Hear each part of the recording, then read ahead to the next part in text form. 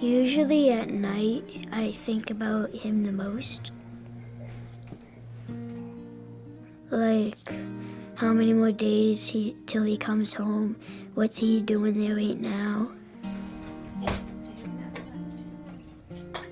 My husband, Mark, went on his first deployment back in May 2004. He didn't return home until December 2005. That was a very long time. Eddie was 3 at the time, turned 4 while he was gone. I had the triplets while he was gone. And so when he came home, it was chaos. We had figured one deployment was enough, but he had a job to do, so off he went again with 5 kids at home because we had Jonathan. When Mark left, their life kind of just went kaboom.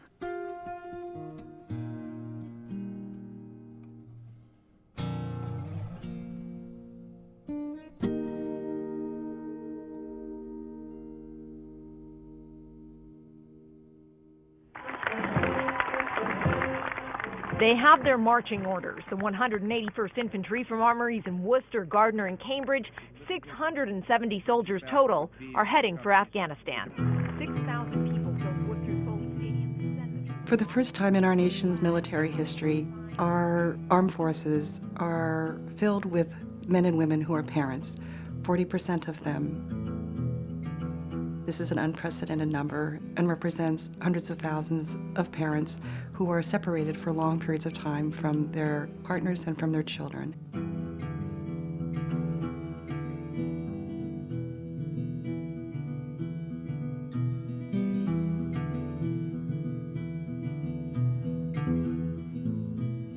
Massachusetts military families have a much more complex experience of deployment because they are living in civilian communities for the most part.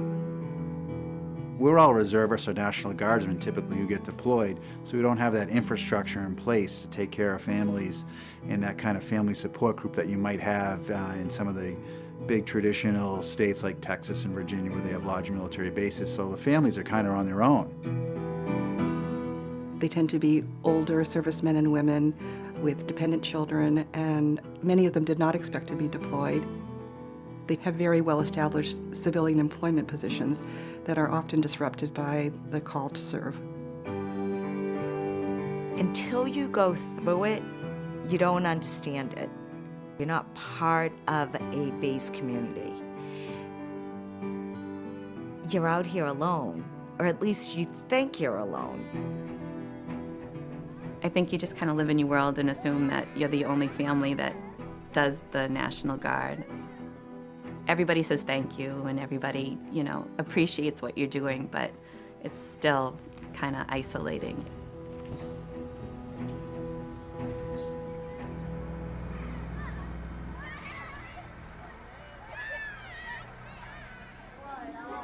Hi, Mrs. Sands. How are you?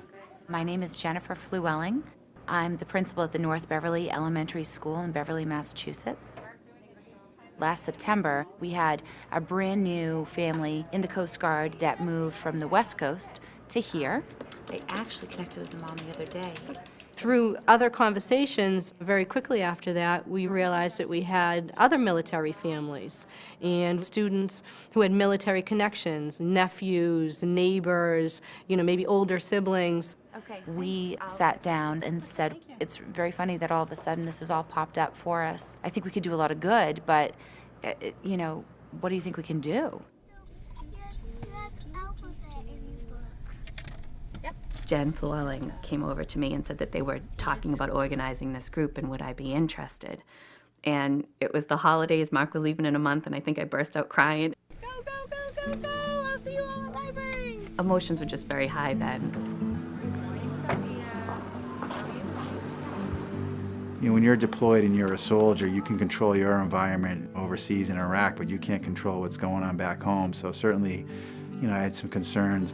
All right, have a great day. And it just was comforting to me that the school was going to take the initiative to get involved and help Sophia during the deployment. I'm going to shoot for the American Legion. We decided we had to organize ourselves, and so that's when we started with our ongoing board meetings. We brought an agenda to the table, and question one was, what are we? And I think it may have been Lisa Paracella said, what about Fort Beverly? And it just stuck. Maybe we can put together a newsletter. The more we talked, we came to the conclusion that we could really have an impact in the lives of kids and their families.